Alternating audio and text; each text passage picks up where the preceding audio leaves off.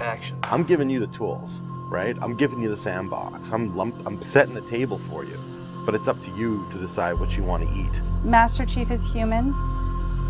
He's not a machine. He's not a set of armor with a big weapon. He's a human with resilience and courage. You know, and I was so looking forward to this moment because for Master Chief, you know, the stoic soldier, the man of few words, all that. But there was this progression, you know, in terms of his emotional side, even through the first 3 games. But this was going to be the great leap. What happens when that soldier starts to discover his humanity? We had to create a situation that was going to knock him out of his comfort zone. The Master Chief has settled into this comfort zone of being the hero. You know, it's interesting. Early on, we talked about the hero's journey, and like, how do you have a hero's journey when he's already a hero? What are the sacrifices that you need to make in order to preserve something as precious as humanity? The journey is the important part. The growth is the important part. And so really, where does he still need to go as a human? That became the key to not just the story of Halo 4, but the entire trilogy.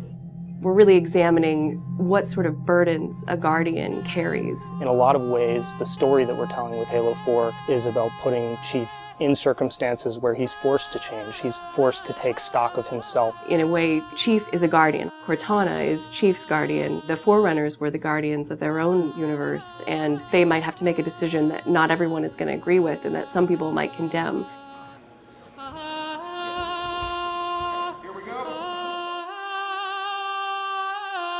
It's almost like you're a little kid and you're just playing make-believe again. So you imagine everything. The table's here. The plinth for Cortana is here. There's a window here. Ready, go.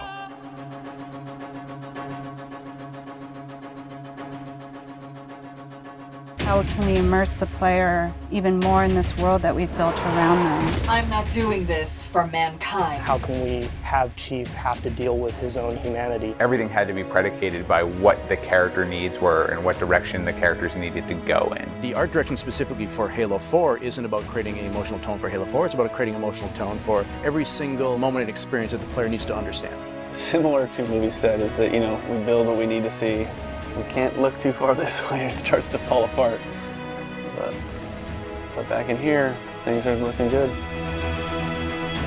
Film is like, I'm going to create something and it's going to be awesome and I'm going to polish it and I'm going to own it, but I'm going to share it with you, which is very different than game storytelling, which is I'm going to give you all the tools, I'm going to give you all the possibilities, and it's up to you to discover it. Answering questions and answering the directions that the narrative had already taken defined the path forward for us as we started to tell the story. We're always telling these huge, big stories. We've got Infinity, it's the biggest ship that has ever been launched. We've got Requiem, which is like the biggest Forerunner artifact we've ever found. But in the middle of all of that, we've got this very small personal story between Master Chief and Cortana. You tell a story with every detail that you put into a game. Immersion is really what allows somebody to believe your universe and also to become emotionally caught up in your universe. Ready to get back to work? I thought you'd never ask. How do we make sure the sights and the sounds and the things that they're feeling as a player inhabiting that suit really comes through more clearly? And you know, technology has allowed us to do that with much higher fidelity than back in the CE days. Okay, so those are definitely bigger ones. Yeah, those start to get. Just because we've got more people. Let's roll video. Yeah. So this will be just video and audio only, no face, no mocap. In that case, you won't mind if we return the favor. As we design these things, we put together the best plan. Until it actually touches an actor, it lacks humanity. Having the ability to work with the actors on stage, capturing their face, body, and voice at the same time, really gives us an opportunity to create an immersive experience for the actors. Working at Giant, we could have at least 8 actors in the same volume at the same time. So the objects that they're acting around and the people that they're acting with, against, through, and toward are there in the scene with them, and it makes a huge difference. We sent out a breakdown for the characters and how we wanted them to feel. We ended up getting 80 or 90 submissions back through our casting team. Casting for the Master Chief is tough. You need a performer that has a really raw physicality to him, and yet he has to, within the confines of this suit, be able to relate and relay emotion. I like to express myself. I freely do it. I wholly do it. I enjoy it. And so pulling back on all of those instincts is what's required to play him. imagine that translating to a 3D model with huge armor and making sure the personality of Chief's movement comes through that armor was really critical. And that really came down to Bruce's acting, his physical stature, and really his physicality as he went through all of the performance. You'll never see his face or hear his voice, but all of the other actors that are playing off of him have received so much from him in their performances, and I think that they would all agree with that.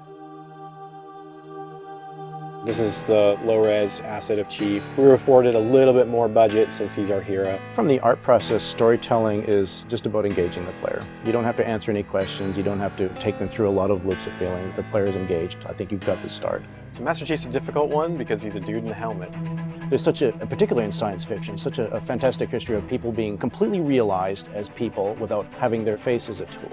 For us, it's making him feel like a real person. We have a nude male sculpt, and then from there we sculpt it on physically a tech suit. And on top of this, guys, when we spend time just doing all the details and trying to add some of that functionality, even little bits here and there like Braille, and this just reads 117.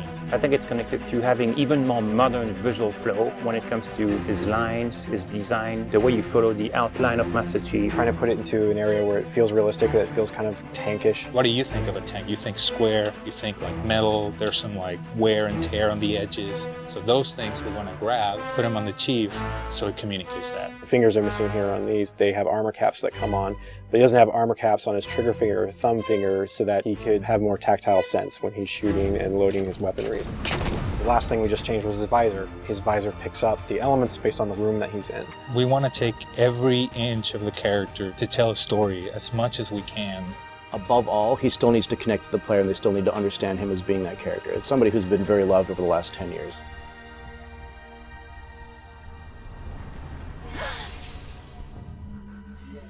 The irony here, right, is that we have a character who's not human at all in Cortana. I was put into service 8 years ago. She is the most human character that we have in the story. Right? She's struggling with her own mortality.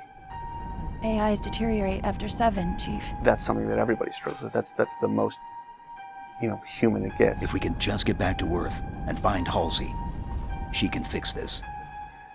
Everyone has to figure out what it means to die. She's strong, she's convicted. She herself is going through a really difficult time in understanding the things that are happening to her. We were looking for somebody who really could bring just fire and stuff that's required for some of those sequences. We needed to make sure we found someone that had some innocence to her, but also could be very strong at the same time. If you imagine that you could have 20 emotions at one time, she has that. I will not allow you to leave this planet! She's really the heart of the game and the heart of Master Chief and explains what's going on and why it's a problem. I didn't mean to. I didn't mean to do that. Cortana is certainly our biggest human connection, I think, with the entire story. How can we see these subtle details in her facial structure? It's the Forerunner symbol for Reclaimer. So this is the baseline where we started from Cortana, and then we go through and tweak and modify, having all these different elements moving throughout her that make her feel alive constantly. We wanted to make it to where you could have code flow lines start from every digit from her toes to her hands, and then be able to flow all the way up into her head. What you experience is her taking care of you as a player from a gameplay perspective, but I think you also start to get a sense of how she takes care of the human side of Chief.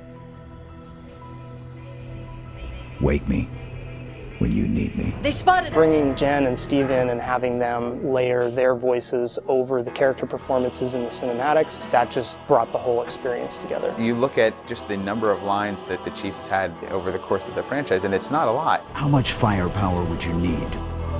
And yet people will immediately call you out on the Master Chief's voice being something very distinctive and important to them. The funny thing is that they've had this off-screen chemistry because they didn't actually meet until last year. Not only is this the first time they've ever sat together on a panel, this is the first time they've ever been in the same room or even met. So seeing them meet and seeing them have that chemistry in real life and seeing how they acted together in scenes, just felt like we just missed this opportunity for all these years to actually get them together and get something even more memorable and more exciting out of them. In the beginning, they were great choices for those characters. Steve has this very stoic personality that comes through in his few words. The same way Jen's voice is confident and it's strong, but it can also be playful.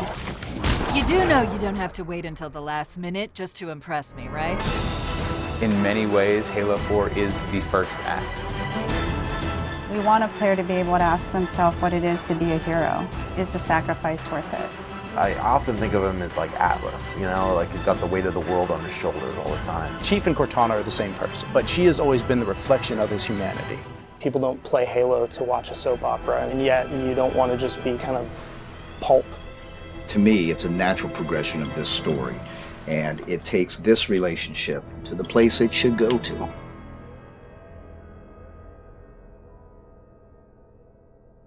Don't make a girl a promise you can't keep.